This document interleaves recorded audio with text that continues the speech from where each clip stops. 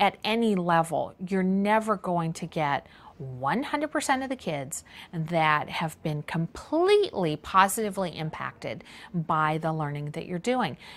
But simply refusing to look at who those students are that have not made progress and pretending that we can just go on is just not sufficient. So as we look at those students that are not making progress, even though they may be in the minority, first of all, it's empowering to know that as a teacher. It's empowering to know that as a student, that you haven't made sufficient progress.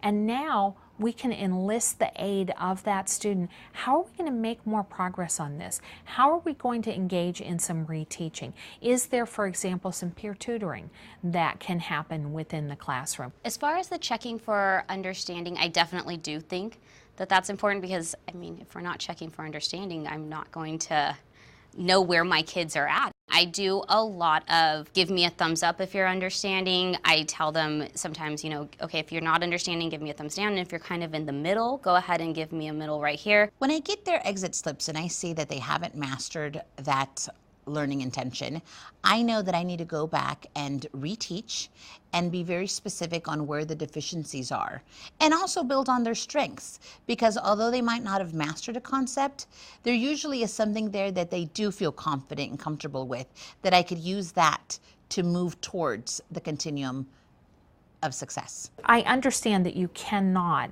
stop the entire school year while you reteach 3 kids that unit that they didn't make progress on. But simply pretending that those 3 kids did fine when they didn't is not good enough. And it's how it is that we've ended up with so many kids who make a half a year's progress for every year in school, which is the national average. Right now, my biggest push for my students is I need them to become stronger writers. That is the need for my students, particularly in my classroom. And so what you see is that a lot of the times I ask for complete sentences in writing. When I ask them to come conference with me, which is them coming and showing me their answer, they need to have a sentence ready, either written or they need to verbally explain the sentence so then they can write it. That allows me to formally see, are they using correct grammar? Is it a spelling issue? Or are they accessing the academic language that I'm asking them to do? At the elementary level, especially being able to create that needs-based instruction, small group instruction that happens in the classroom, that happens every day in the classroom. I think in many cases, there are classrooms where it's a lecture that happens all the time, and the idea that there are small groups that are either working together as peers or working with a teacher become a very rare event. It's a lot of whole group instruction. And so breaking down what it is that instruction looks like at the elementary level so that it is a lot more in terms of stations. It's a lot more in terms of teacher-directed small group needs-based instruction. That's what's going to help to move the needle for students who are not making sufficient progress. In going back to reteach and giving that specific direct instruction, sometimes that looks better in a small group.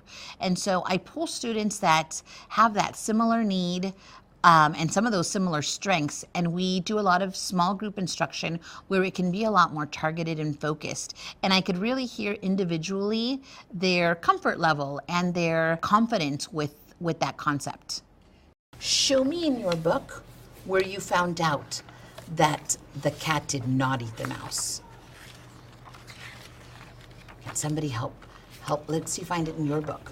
Show us where the book shows us. Tell me, what do you see? The cat is so close and next to his hole. Oh, Rizelle, let's hear Isabella's thinking. Say it again. The mouse is so close to his hole. He's so close right here. Look, he's like almost there, but here comes the cat. And then what? He's home. He's home. He's safe. Find that word, safe. Right. Where did the author tell us that he was safe? Will you read that sentence, Julia? Father Mouse is safe. Father Mouse is safe. What did he get to do?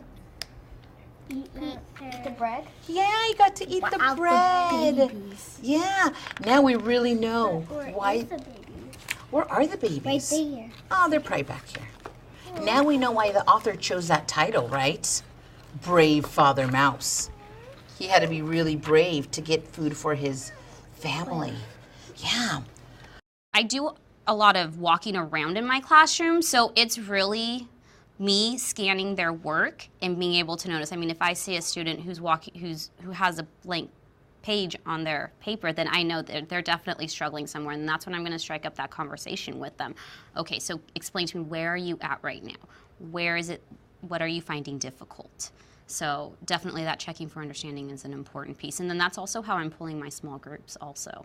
It says schools should take a slice of the profits generated by Their revenue sports and add a fifth-year option to athletics scholarships. As Danley explained, many student athletes competing in the highest levels just do not have the time to handle a normal academic load. My question to you guys about that specific part is, we're talking about athletes being paid like salaries and wages. Is that a piece of evidence that supports them being paid salaries and wages for their, or is that something else that they could be compensated with?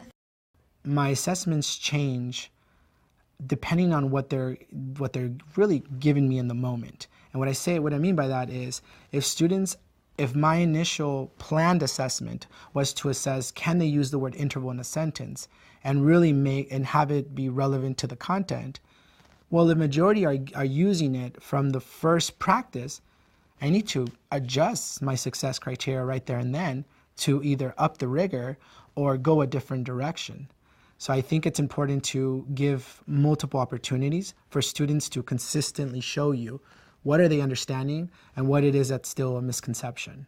Our sixth graders around the country are filled with students who read at a third grade level. That's a half a year of progress for every year in school, and we can't continue to just simply pretend that they're moving along when they really aren't. We need to examine more closely why it isn't that they're not moving along and then do something about it.